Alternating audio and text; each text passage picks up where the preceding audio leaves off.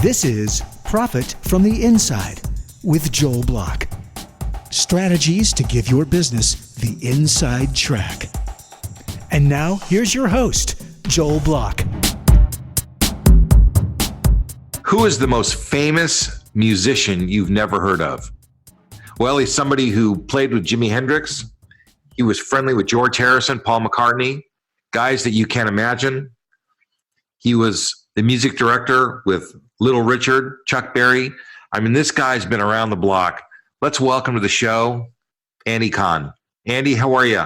I'm great, Joel. Thank you so much for having me on. This is going to be great. Listen, you are one of the most interesting people that anybody could ever meet because you have such interesting friends. I mean, you're an interesting person, but you also have just been blessed to be connected to such cool people who've shaped our whole music experience, many of us since we were youngsters. Absolutely. I was extremely fortunate at a young age to meet some incredible icons in the music world. So you're not just a guy who knows people. I mean, you actually are part of a legendary band yourself.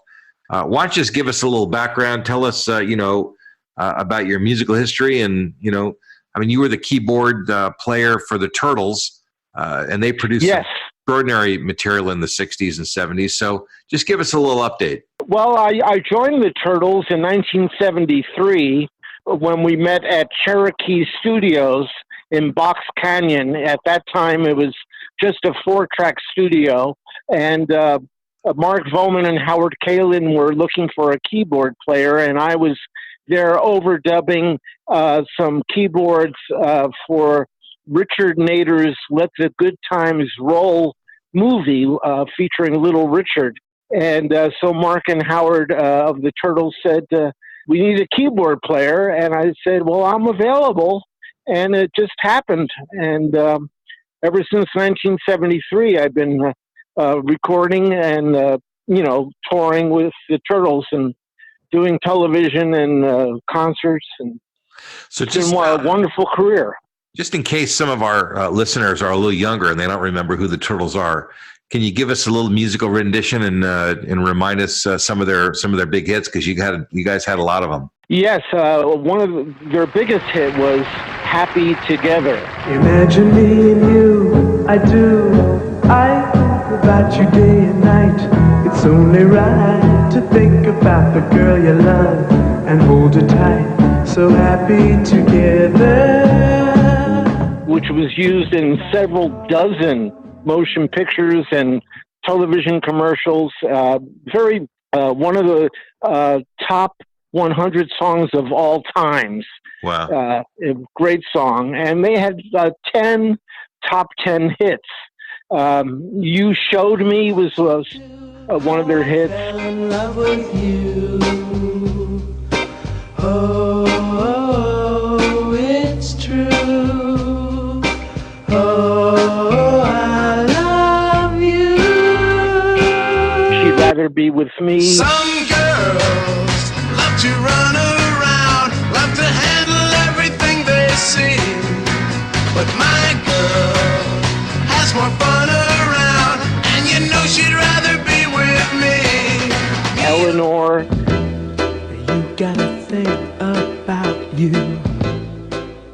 They had a lot of hits and did a lot of touring, and they also joined up with Frank Zappa in the late 60s, early 70s. So they really opened up my world for meeting incredible icons in the industry. Well, these were really accomplished people, and you shaped the the childhood, the teenage years of an awful lot of people, my generation, and even our folks. Some of the stuff that you did. So you joined this band, and you were part of their organization for quite a long time. And yes, what were some of the big things that happened to you when you join a band that's world famous? You become part of the legacy of that band. What kinds of things happened to you in your personal life? Oh, my goodness. Every famous recording artist from the 60s that I grew up listening to, I got to meet and either just, hang out with or actually record with. So through the Turtles, they had a K-Rock radio show in New York right after Howard Stern. And there was a big event at Universal City Studios where all these famous recording artists would come and be interviewed on the air on the Flo and Eddie show. And one of them was Harry Nilsson. And that was totally amazing. My job was to drive a limo and pick up each celebrity, bring him to the tent where they had the live broadcast, and then we would play one of their hits, and then we'd also play Happy Together. I'd have my keyboard there at the, at the tent where they had the radio broadcast. So I became really good friends with Harry and recorded 35 songs with him in my home studio. And through Harry, of course, I met Jimmy Webb and Ringo Starr and just a bunch of Timothy Leary, Joe Walsh. I could name drop forever all the amazing people that I met through Harry. And, of course, all the amazing people I met through the Turtles. We opened up for the Jefferson Starship. So Grace Slick and I would hang out every night. We'd go back to her room and laugh and talk and tell jokes and tell great road stories. And then we also opened up for Stephen Stills. And so, hanging out with him and playing backgammon and jamming at a Holiday Inn. Give us all kinds of great stories. Give us a sense about, what it was like being on tour. What was the treatment like? I mean, how were you guys treated? I mean, you guys were musical royalty, really, and the people you're talking about, musical royalty. What was the environment like? That you were in. I mean, was it? Did they treat you very, very well, or what do you remember about that? Well, there were some times where you weren't treated well, where they didn't have their act together. But most of the time, we were treated as royalty. And the only difficult part of touring is that you're in a airplane, a taxi cab, a hotel room, and a stage, and that's it. And that's your whole life. You don't really get to see everything else that's going on. But we really had an incredible time just touring and doing great shows with a lot of fantastic acts. It was really a great feeling. I mean, we were really treated pretty darn good. Did you have some favorite venues? I mean, you must have toured and gone to a lot of venues across the country. Yes. One of my favorites is really great. In 1989, Flo and Eddie, the two lead singers of the Turtles, were asked to do the national anthem for the Vikings and the Rams football game in Anaheim. And so it was just myself on the keyboard and Flo and Eddie in the middle of the football field singing the national anthem. And that was really amazing because every time I would play a note on the keyboard, it would take 3 seconds for the sound to reverberate around the stadium of 75,000 people and come back to me. So, I'm hitting the opening notes and it's not in synchronization. It's out of sync. So it was really kind of difficult, but it was amazing. Just playing the national anthem and having 75,000 people cheering, when we were done. That was quite a thrill. Didn't they have back in the 80s, like the headsets like they have now, where the musicians wear something so they don't get that echo? They put something in their ear so they can keep track of what's going on? Yes. Yeah, you can wear little headsets or little earplugs, sure. But we didn't do that. Yeah, we were just in the middle of the field, and they gave us one monitor just to hear our vocal. So we were able to hear ourselves immediately on the field, but the echo of the stadium was much louder than we were on the field. So, say, can you see? And then 3 seconds later, it comes back at you. Wow. It was So amazing. give us another one. Where was another great venue that you had fun at? Just to give you a contrast, we did a tour in Australia with the Turtles. And our opening gig was in a city called Toowoomba, and which was way out in the sticks, out of the, in the middle of nowhere. And we had our sound check, and there were 9 people in the crew, doing the sound and lights and stage. And then we went back to the hotel, had a bite to eat, and came back to the venue to play the concert.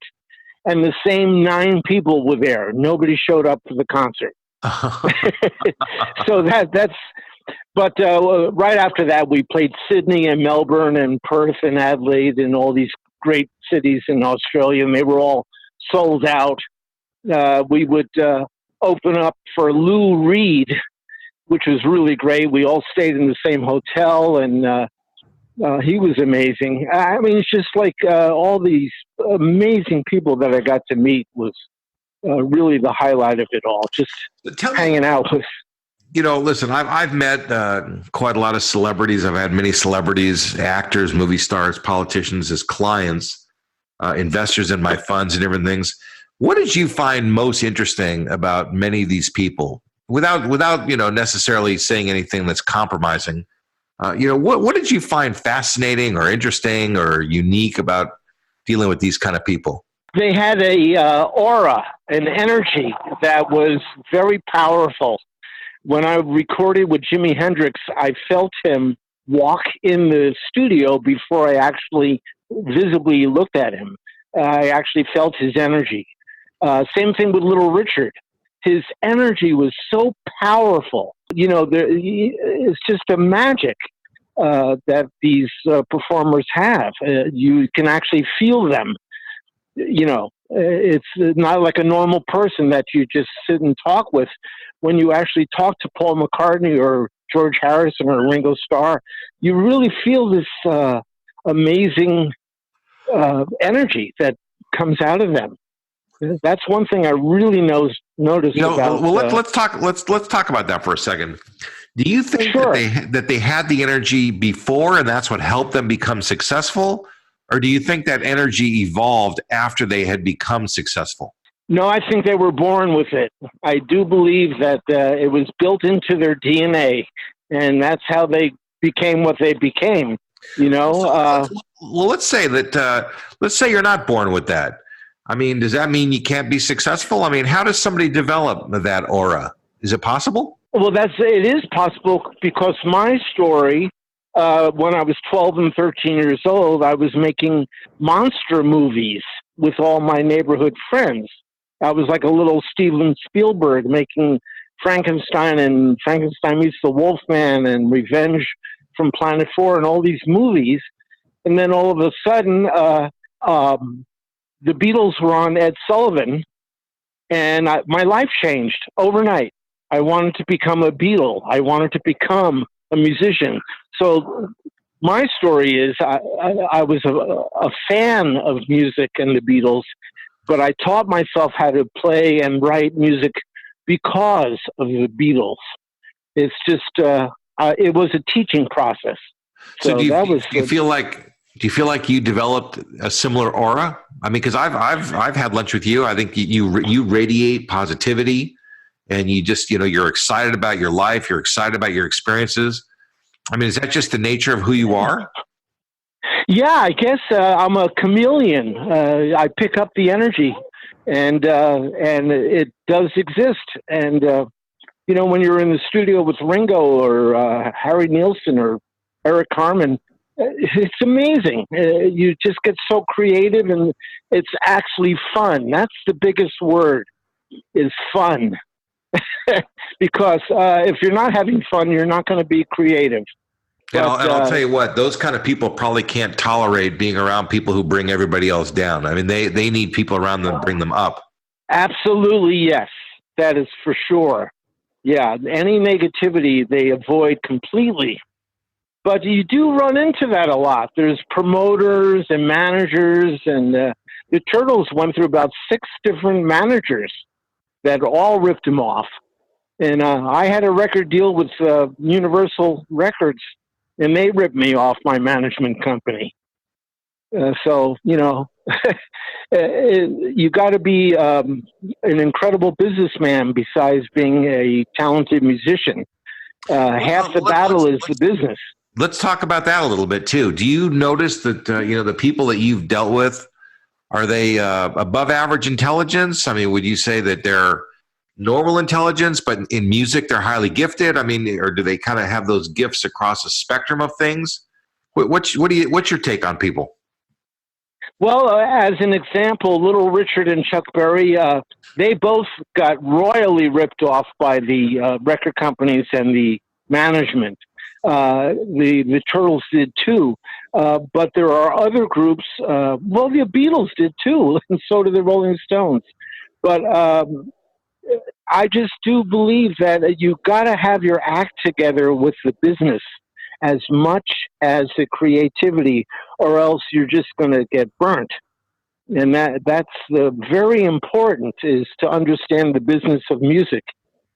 Besides the creative aspect and entertaining and making people happy. My job as a musician is to make people happy. That's my job. Well, and you guys wrote a song about that, so that's which is kind of fun. But right. I mean, I hate hearing stories that everybody gets ripped off. I mean, is that a function of dishonest people? I mean, because there's a lot of safeguards that are built into the system. I mean, you have royalty companies, you have accountants, business managers. I mean, there's all these different people. And then there's attorneys that when things go wrong are standing by ready to sue to keep. So there's a lot of checks and balances built in the system. And I always wonder why there's so much, complaining about people getting ripped off. Are they really getting ripped off, or is there maybe they don't understand the deal and they got less than they thought they should have, but they're not really legally ripped off? Yes, when you look at the old contracts that Little Richard and Chuck Berry and the Turtles and the Beatles, if you read those contracts, you'll see that the royalties are really small, and there's no guarantees. It's a different world. So you really got to have trust, but greed is the enemy. These managers and here's what I'm hearing you say. They actually had a contract that just gave them very little, but nobody stole anything from them. Well, the actual some of the money was literally held back and not given to them, even though there was a contract. Like Del Shannon with his hit record "Runaway," he never got paid for that. He had a major #1 hit, and they sold millions of copies, and he didn't get paid. They just kept the money for themselves, and they didn't pay him. So it's not uncommon in the creative businesses. That's authorship, book authorship, music, some of the other, even filmmaking, where some big company comes along, puts up some money, and then grabs the lion's share of everything in the future. In fact, maybe even more than the lion's share, maybe so much of it that nothing's left over for the artists. But, they are taking risk and they're putting stuff up front. The best example that comes to mind for me is the guys who did the Chicken Soup for the Soul series. Those two guys, one of them is a good friend of mine, or a longtime friend of mine. And they didn't really make any money from their book. I mean, that book has sold more copies of any book than the Bible, and they didn't really make any money from it. I know, it's pathetic. Well, it so really what they is. did, and these guys were really smart.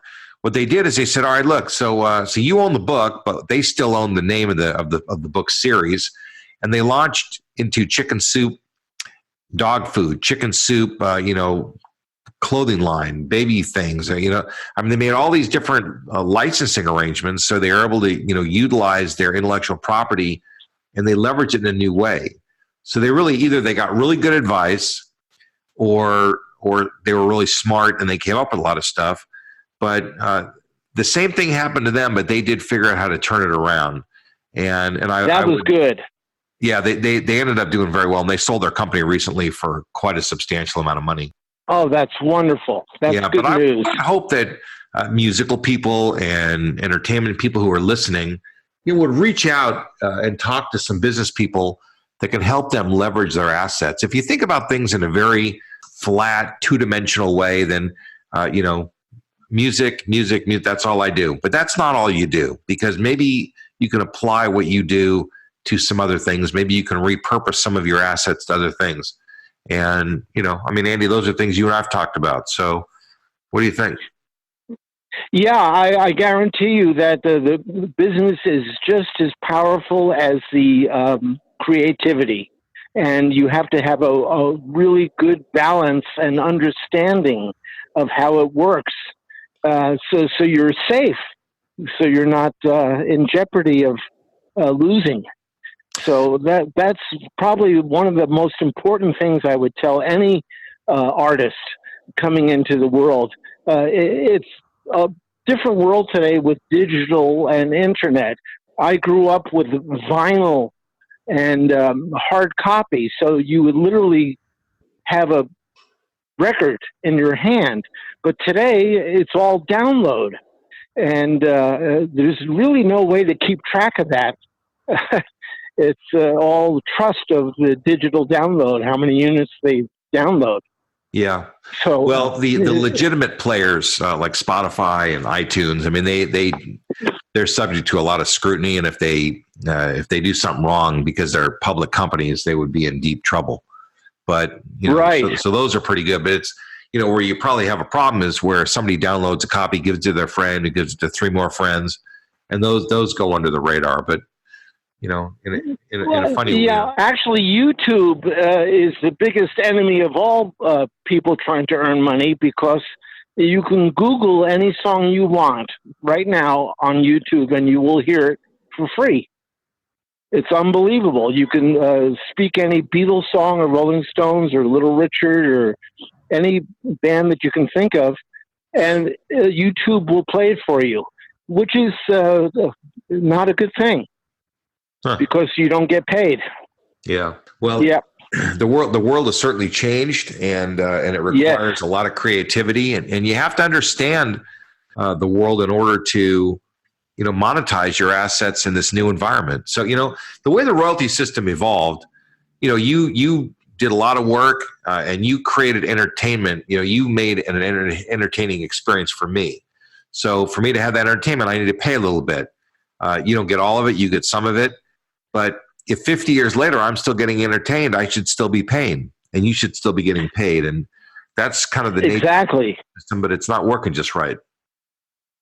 Yeah, a very interesting story is that Apple Records, the Beatles record company, used the Apple logo. And when the Macintosh Apple computer came out, they also used the Apple logo. And the Beatles told them they're only allowed to use it for computers, not for music. And then all of a sudden iTunes comes out and all this music stuff. So the Beatles literally sued Apple and won. So anything that comes out on iTunes, the Beatles get a royalty, a piece of the action, because they're using the Apple logo and Apple. So that's a great story of business right there. That right there tells you why you need to have some good attorneys on your team. That is very important. That didn't happen because the Beatles were great musicians. That happened because there was a lot of legal wrangling that took place behind the scenes. That's a great story. So they get a piece of everything. I guess you have to get burnt first to protect yourself in the future and go, I'm not going to get burnt again. I'm going to make sure that I'm getting a fair deal, So that's literally what happened. As an example, Chuck Berry would refuse to go on stage until he had all the cash from the box office in his pocket. He wouldn't even go on stage until he got all the money in his pocket. Then he would go on stage. Well, that's how bad it was. That the hard way. Yeah, absolutely. I guarantee there was a time or two he didn't get what he was supposed to get, and that. Oh yeah. And that creates those kind of business rules where you do what you got to do. So tell us about somebody else. Who was one of the most fascinating people you ever met? Well, it was Harry Nilsson, who was completely amazing. He was very compassionate, very funny, very intelligent, and very creative. And he knew everybody, and everybody knew him. It was amazing. Just one quick story with Harry. We'd go out and drive around. We'd hang out like a bunch of high school kids, just sitting in his car and playing his music and singing along with it. And one of our visits was to Timothy Leary's house. And that was completely amazing. He knocks on the door, and Timothy answers the door and grabs Harry by his cheeks on his face and gives him a big kiss. And Harry says, "This is my friend Andy." And Timothy grabs me and gives me a big kiss. And we come into his house, and there's a gigantic Gumby about 8 feet tall right there when you walk into his hallway. And you go into his kitchen, and there's a big rainbow table. I mean, this is Timothy Leary. Tune in, turn on, and drop out. I mean, unbelievable icons that I was able to meet. I know that you've got a pretty substantial collection of memorabilia, pictures. Of course, you couldn't take selfies those days, but you've got a lot of stuff. Tell us about some of the memorabilia that you've got. Well, I was very, very fortunate. At 15 and 16 and 17 years old, I started my own band, and I booked my own gigs at Yale College and all these great universities and yacht clubs on the East Coast. And I built up a really interesting collection of photographs and recordings and contracts and posters and letters. So literally since the early 60s, I saved everything. And that made it really, really easy for me to build my book because like we all know, a picture has 1,000 words. So you're looking at all these photographs from your past with all these celebrities and things that happened to you. And it made it, really easy to build this book that I just finished. Well, so let's talk about that book because, you have the kind of memorabilia people, who grew up in the 60s, 70s, and maybe before and a little after would probably really like to get their hands on pictures of all kinds of people, maybe pictures of contracts, signatures. What exactly do you have? And then we'll talk about how you organized it. Well, when I worked with Little Richard, we had a contract, and there's his signature, Little Richard. And I worked with Dr. John the Night Tripper, Mac Rabenak, and we toured, and I got his signature, and Ringo's signature, and Harry Nilsson's signature. It's just all these great things, memories that I have documented. So you have a library of pictures, contracts, signatures, all kinds of stuff, and you're compiling all of this into a new book. Is that right? Yes, that's correct. It was 327 pages, but I edited it to 200 pages, and it's mostly a lot of photos and then tons of stories that go along with it. So it's really an interesting read. Is this going to be a coffee table quality book? Yes, it is. I was originally designing it as a 12 by 12 book, but that is extremely expensive. So I just changed the size to like a 8 by 10, or 8 and to close to that size. So it's a little bit less expensive to manufacture. Yeah, which makes it probably more available to more people. But it sounds it'll be an extraordinary book. And you told me you're doing a Kickstarter on this book, right?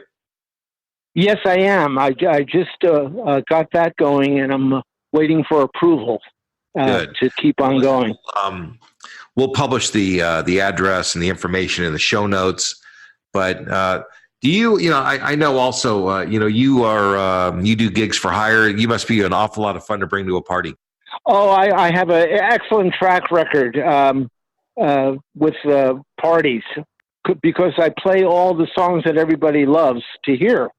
And everybody's always singing at the top of their lungs, and the tip jar's overflowing.